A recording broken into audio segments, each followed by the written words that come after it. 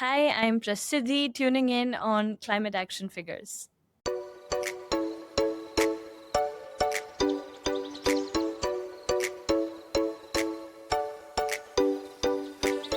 Hello and welcome to the latest edition of Climate Action Figures. My name is John Whidden, and this week on the show, I am very much looking forward to introducing you to a young woman from India.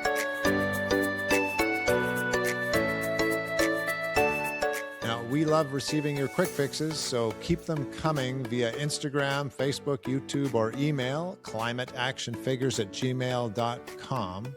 Today's quick fix is from Kim, if you remember from this season, episode 14. And Kim said, I am trying to buy and plant more plants because more plants means more shade, more natural cooling, and beautifies my place. I also plan to plant more trees in the community. Thanks for that, Kim, and welcome, Prasiddhi. Hello, namaste from India. Namaste. And I am pretty certain, Prasiddhi, that you love that quick fix, right? Yes, that was a remarkable quick fix, a very important one, I must say. The reason I knew that is because you are the founder of Prasiddhi Forest Foundation, and you have set a goal, if I'm not mistaken, of planting 10 million trees. Is that correct? Yes, that's absolutely right. Ambitious, but yeah, I'm 13 years old. I've planted 200,000. I think 10 million is definitely possible. Wonderful. Now, Prasiddhi, you are a 13-year-old environmentalist, and our audience might be a little surprised to hear that you have almost 200,000 followers on Instagram. You travel the world, you have started your own foundation, you have won awards, and you attend school, which at your age was about enough for me to handle. How do you manage all of that? I should bring up the point of passion over here because honestly, if you would have told me when I was starting at the age of 4, at that time, I just simply had this idea that I want to do something for my 3 friends. I didn't know who a change maker is, who an environmentalist is, who a Gen Alpha climate leader is, that I'd probably end up making an AI. I did know that I was going to make a difference and that I had the passion and dream to help Mother Earth. So somehow that really helps me stretch my bandwidth and fit it all together, whether it is about planning my projects, about the tree plantation, about staying in touch with my team, organizing all of the groundwork, or about traveling because I constantly travel, as you mentioned, a lot of different events and sessions and meetings. And I also go to school regularly. And I love studying because I think it is a very powerful tool, a much needed tool if I want to make change happen. And even though my attendance sometimes becomes questionable, I ensure that I'm studying constantly, learning. And so far, I've been scoring straight A's in most of my subjects. Your family must be important to you. How have your parents helped with keeping that balance in your life? The family is always your backbone. And I think one of the greatest things that they have done is to never say no, or rather say yes to all my crazy ideas. I mean, just think about this 6-year-old girl walking up and saying, I want to plant 100,000 trees. They weren't like you're too young or you can't do it. But what they did do was they said, oh, you can do it, but where will you get the money from? Where will you get the plants from? They asked me questions instead of demotivating. And well, I guess I ended up answering them. Have they been surprised at your fame, the number of followers you have on social media? I think social media, the idea was always about spreading the message. I hadn't expected that it would grow into such a large and beautiful family on social media. But the fact is that I'm still normal at home, and I have realized that gradually social media is becoming a part of our lives. And it is so important that instead of doom scrolling, we get into bloom scrolling. And the best way to do that is to spread out the message on the platforms where young people are the most. And I think people are able to correlate with my journey and with my work. And that's just wonderful. Now, you mentioned friends when you were younger being instrumental in this whole process. Can you tell us a little bit about those friends? Well, I'm still young, only 13, but Yes. when I was even younger. So I've always been this very different person, always rolling in the soil and hay in my hair and pebbles in my pocket, always different. And it was difficult for my friends to understand why I spent so much time in nature. But then when I started building my mission and they saw that, look, a 6 year old girl is going to different people, going to principals. I started off by doing it in government schools, rural schools. But just imagine this, 6 year old girl talking to the principals and headmasters of these schools. But I believed in myself and I did it. I went, I spoke to a lot of them. Everyone would say, "Oh, you're so inspiring." And at this one point of time, inspiring became annoying because nobody was doing anything. They were just saying, "Oh, you're so inspiring." But I kept going and I did my first plantation. I learned about the fact that you need money to buy saplings because I had somehow forgotten that when I took the goal to plant 100,000 trees. I learned about fundraising. I raised my funds along the way, made my nursery along the way. And my friends gradually also started understanding my mission. I built a small kids army for my first plantation where we would go door to door and say, "Eat the fruits, save the seeds, dry them, and give it to me or give it to us." And from those fruit seeds, I created my first small community nursery with a few friends. Now it's become a proper farmer's nursery in one of the local villages with a capacity of more than 30,000 saplings. But that's how it essentially started out. And then I think friends grew from over here to all across the globe and incredible people. You talk about 6-year-old Prasiddhi having these dreams and exciting ideas. Where were the seeds for those ideas? Where did they come from? I have been this very huge fan of nature from the very beginning. I mean, I'd rather say she's been like more like a teacher to me, Mother Nature, learning from her, admiring her, observing her. I learned about the importance of collaboration from her. Can you believe it? When I saw a bee pollinating a flower and a flower giving nectar to the bee, I realized that this is the key. We need to come together, we need to collaborate our efforts. And it helped me build the movement that I have been building. Then in 2016, actually, when I was only 4 years old, so for some context, I live in India, in South India, and we are a peninsula. And I live in the southern part where we are closer to the water, to the coast. So in 2016, when I was 4 years old, Varda cyclone hit the shore of Tamil Nadu, where I live, and I was only four. So treating trees like my friends, when I saw them getting uprooted and the road flooded, and all of the birds, squirrel, monkeys, scattered, running, flying, jumping for shelter, I was so disappointed. But I've always been this person that what can I do? How can I create a difference? I may be four, but I still can do something for Mother Earth. A few days later, these plantation drives were being done in the locality by the government and a few other large companies as part of restoration initiatives. So I started participating in them. And from in the locality, slowly it became me going to plantation drives of 40 kilometers far, 50 kilometers, 60 kilometers far, just to go and plant trees and give back to Mother Nature. And in 2018, these restoration drives of plantation, they were coming to an end. I was 6 years old at that time. I was very disappointed that why is it ending? And I overheard that the whole drive was of 100,000 trees. And that's where I got the idea. And I said all of a sudden in public, everyone knew me, I came regularly, that I will also plant 100,000 trees. And this person comes up to me, I'm this small, he's like, "Prasiddhi, do you even know how many zeros are there in 100,000 that you want to plant so many trees?" And here's what I told him: there are two zeros in 100, three zeros in 1,000, four in 10,000, five in 100,000. And I know you think I'm small, but I believe in the power of a small candle that can light up the entire room. And the way a candle lights up the room, I know I may be small, but I can light up our planet. And that's really how it all started. Wow, that's a wonderful story. Thanks for sharing that with us.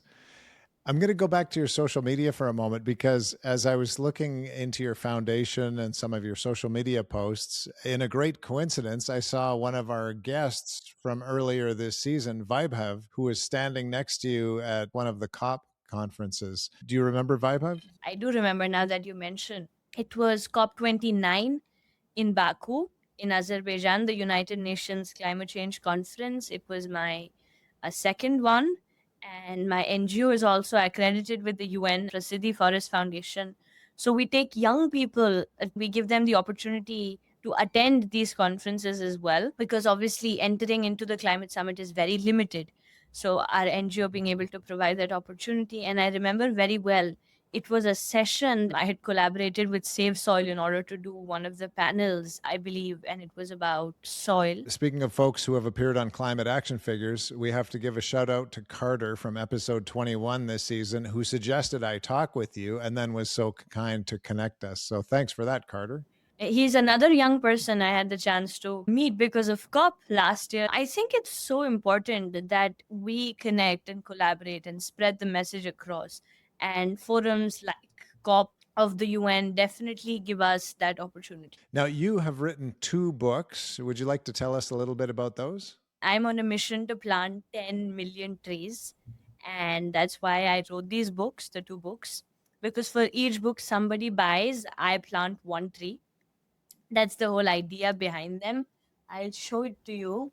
Apologies to those who are tuning in via the podcast and not looking on YouTube. You don't get to see the beautiful books, but Prasiddhi is going to show us the actual books. Yes, I am. And for those who are on the podcast, it's Prasiddhi's Amazon Rainforest Adventure and Prasiddhi's Great Barrier Reef Adventure. It's available worldwide on Amazon as well. So these are 2 very beautiful illustrated books.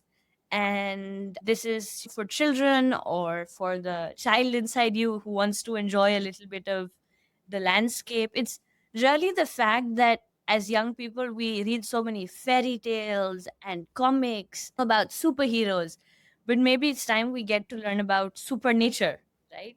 How beautiful nature is. And so the first one is about the Amazon, a journey. They go through the Amazon rainforest. They have a few climaxes as well, like when the forest fire hits. But they learn about how the forest ecosystem works, why it's important to essentially look after our forests, and how we may be far from the world's largest rainforest, the Amazon rainforest, but we still have the forest to thank for the air that we breathe at the end of the day. So, connecting everyone to the real treasure, which is our rainforests. The idea was to connect people with Brazil, and excitingly, I had the chance to even give it to the First Lady of Brazil during COP30 and to even interview her. I even had the chance to give it to the United Nations Secretary General, Mr. Antonio Guterres, who appreciated my book. And then I launched the second book, which is Prasiddhi's Great Barrier Reef Adventure. Again, same idea. For each book you buy, I plant 1 tree. So it's not just nature that you're reading about, but you're actually taking the first step yourself. And this is an adventure into the beautiful blue world, more about biodiversity, how you get to understand about the underwater ecosystems.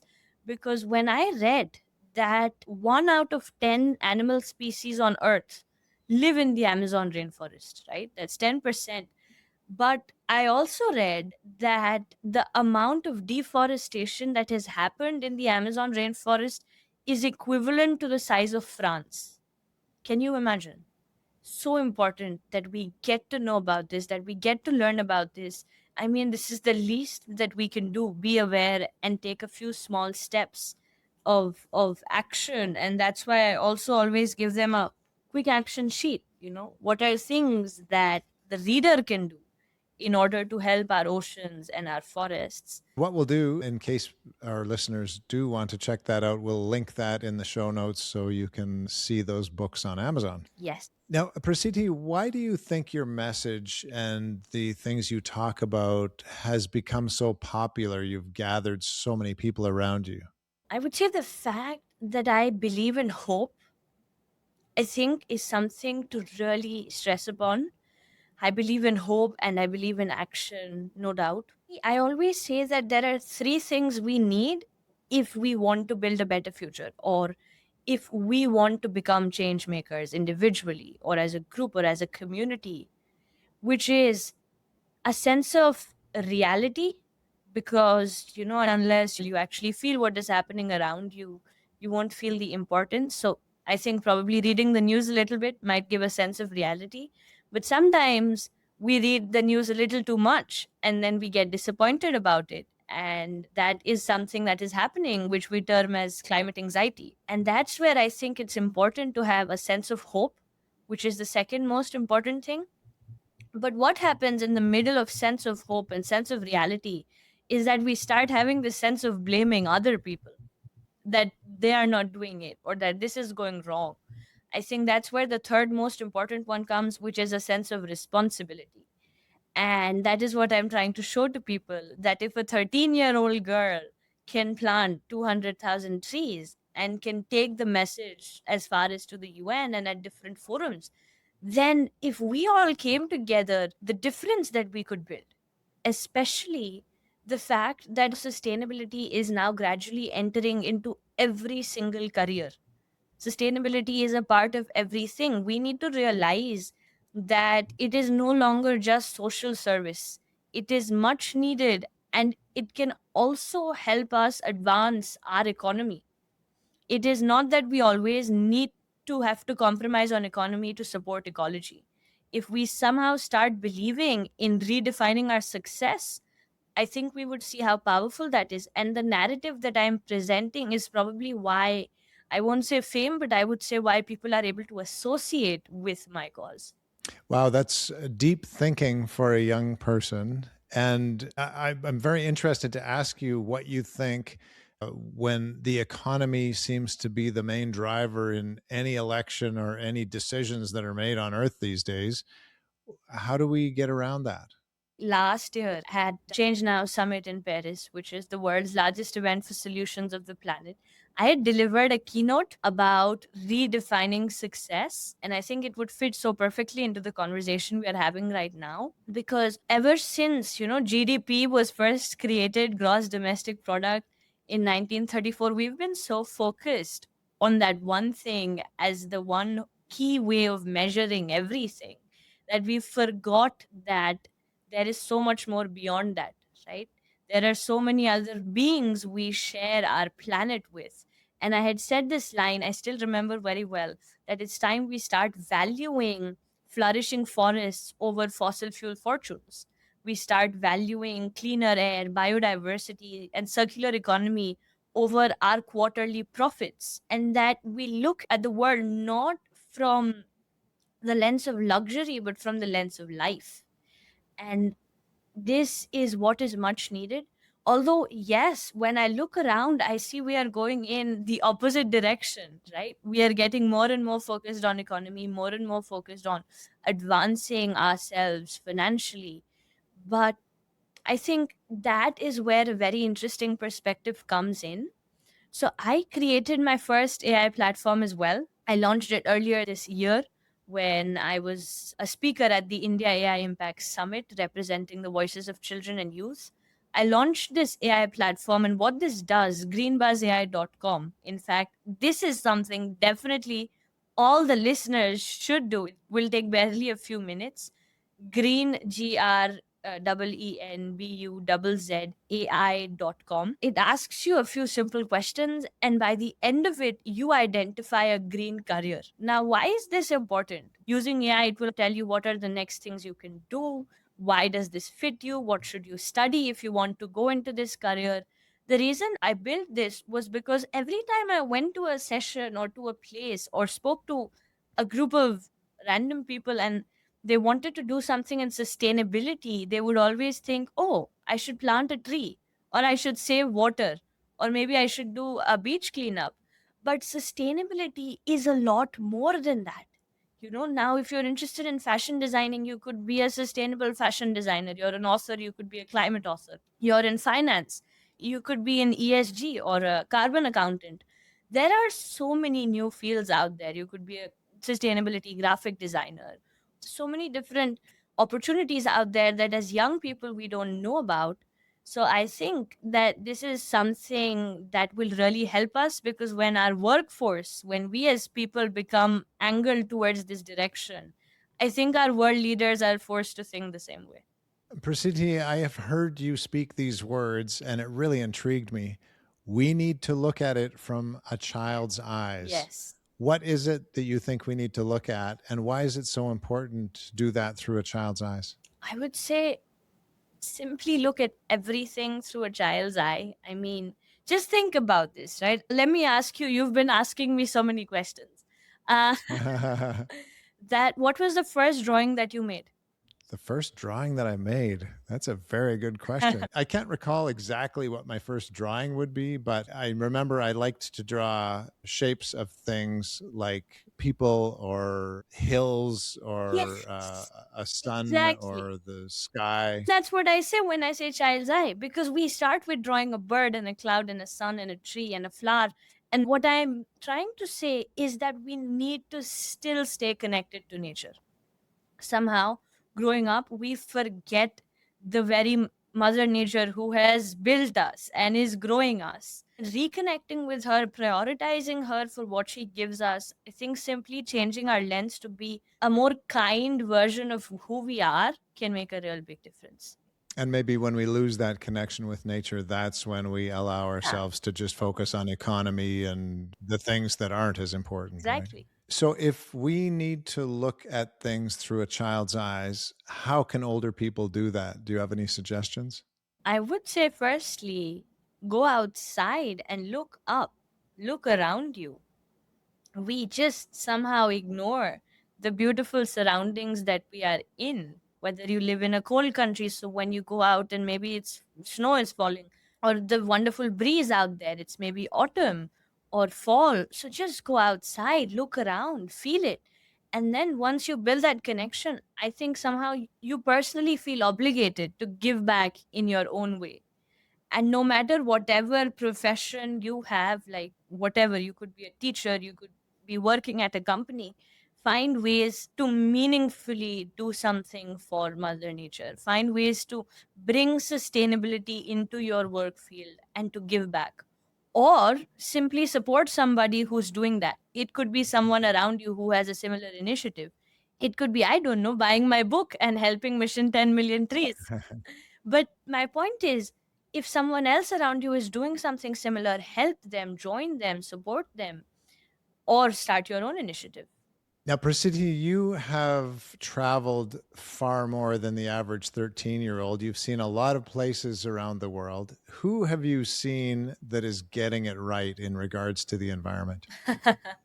Well, that I must say is a difficult question, because I would say that everyone has their own ups and downs, because they may be doing something right and they are compromising elsewhere. It's hard to pick, but I can give you a few if that's all right. A few months ago, I was in Japan, and that country, I must say, is remarkable in a lot of different ways: people, technology, culture. But when you talk about cleanliness, my God, that is just, they're living in the future, honestly. But it is although a little bit difficult when you have to move around with, I don't know, a chocolate wrapper in your pocket because you won't see a single dustbin on the streets. I don't know how people handle that. They don't have dustbins and they still keep it so clean. People have to literally find, you go on a dustbin hunt, and believe me, I did that to throw it. They have different colored dustbin bags for the different kinds of waste that is there, for plastic and for organic. And they are so focused and so disciplined at following these rules. I mean, it is just exceptional the way they get cleanliness. And then I'd say there is Switzerland for water, how pristine it is, the way they manage their system of water cleanliness. Also, Paris, in a very different way. They have been making a lot of green spaces recently, which I think is exciting and interesting. That if a city like Paris can do something like that, then all of the important metropolitan cities around the world can find ways to implement small corners of sustainability into their urban designs. Prasiti, I think I have discovered something about you. I don't know Oh, if you want to reveal this in front of everybody, but you speak so wisely and you speak so eloquently. I think you're actually 85 years old and you just look 13. Is that right? well, I don't know, because I'm still as exciting as a 13-year-old. So I would say that Yeah, Mother Nature's blessings, or probably just experience. Well, it's amazing that in your 13 years on this earth, you've It's managed, interesting when you put it that way. you've been able to gather this kind of a perspective, really. And you do not need to know at 13 what you are going to do for the rest of your life. But I wonder if you have some idea about a direction you want to go in your life. Well, before I get to that, the learnings that I have the people around me and the experience to thank for. By people, I mean conversations like this one, or conversations when I go to an event, when I'm actually doing a plantation and I talk to the farmers, I learn traditional techniques. It just stays with you, and I think I'm good at connecting the dots. And books, you can see behind me, I am fond of books. Coming to your second question, well, what I want to do in the future, I would say that I'm an explorer. Yeah, I'm an explorer. I believe in purpose rather than what I want to do. It's not that I want to pursue this particular profession, but rather what I want to achieve from that profession, how I want to be able to make a difference through that. Already, I'm an environmentalist and an entrepreneur, and there's content creation, there's also AI and sustainable architecture, and I'm an author. But something I do want to do when I grow up is become a good human being, because just meeting so many people across the world, I think that is one of the toughest things to do. So I certainly want to be able to achieve that. Well, I'm sure you are going to do that. And we will link all of the things that you've talked about in the show notes so people can find those various websites and your AI Yes. ideas. I'm sorry that we have to bring this conversation to a close because it's been so fascinating talking with you. But we will ask you, as we always do, what the climate action that you've chosen for us today is. Good one. Of course, I encourage you to go ahead and plant a tree. That is my forever go to message as a person planting trees. And on Mission 10 Million Trees, if you write to us with a picture of your tree, we'll be happy to make you a part of our mission as well. But the go to climate action suggestion I want to make is believe in yourself. Seriously, believe in yourself. I think we all know that we need to take climate action in some form. I mean, we all see on social media that by 2040, 1 in 4 children will be living in areas with extreme water shortage, or by 2050, there will be more plastic in the sea than fish. By 2100, all the rainforests will be gone.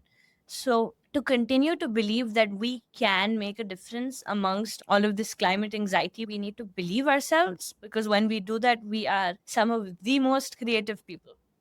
We can come up with solutions we probably haven't even thought of as scientists, as creators, as architects, as influencers to our community, to our family.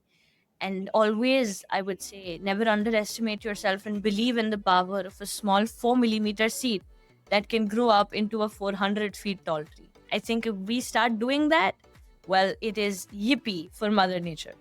Yippee for Mother Nature. Wonderful.